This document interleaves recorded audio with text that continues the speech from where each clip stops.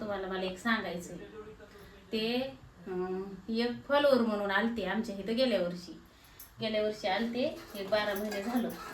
गेल्या वर्षी आले, शिवला भेटले, रानात आले, चहा पाणी केलं आणि वापस गेले. पुन्हा मग त्याने नंबर न्यायला. पुन्हा मग त्या ताईला बी बोलायला लागलो होतं आम्ही. मग ते म्हणायचे आमच्या इकडे या, आम्ही म्हणायचो तर आमच्या इकडे या. मग आमची गाठ नाही, भेट नाही, काही नाही. ते आम्ही नुसते फोनवर बोलायचो. त्यांचे बालक आले ते गेल्या वर्षी, पण त्या ताई नव्हते आले. आणि मग ते आमच्या इथं आले परवा दिवशी सकाळी.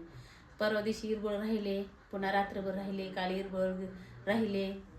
ते आम्हाला ते फॉलोवर म्हणून बी वाटा नाही आणि ते पाहुणे म्हणून बी वाटा नाही. असं वाटायला लागलं की आमच्या घरातले, आमचे जवळचे कोणीतरी. आम्ही एक खट्याच आतापर्यंत राहत होतो आणि ते आमच्यापासून गेलेत. मग माझं घर असून मला इथं कर्मा नाही. त्यांचंही एवढी 2 दिवसातच सवय लागली होती.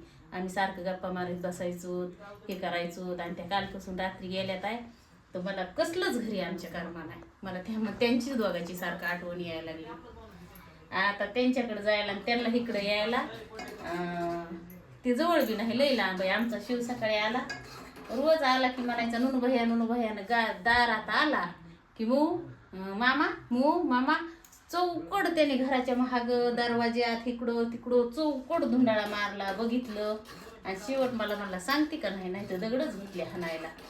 तर ते काल गेले ते रात्री गेले, रात्रीच्या गाडीने. तर आम्हाला ना ते गेले, ते आम्हाला वाटायचं की ते आमच्या इथंच होते.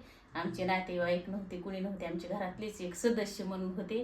आणि ते गेले ते आमच्याच घरी असून मला कर्मा नाही. असं झालंय बघा भावानं बहिणीने.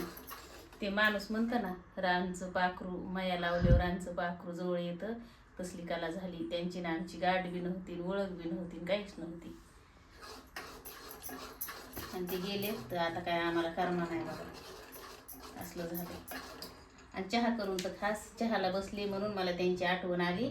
त्यांना चहा लय आवडायचा, त्या दोघांना बी.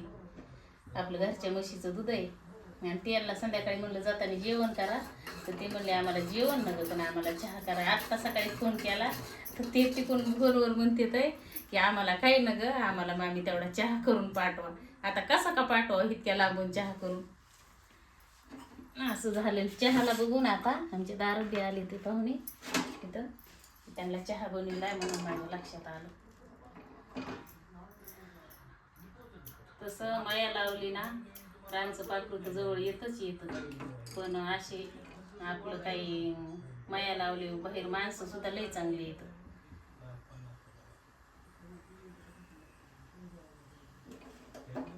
त्यांचं आता प्रत्येक बारीच चहा करताना ध्यान येणार मला.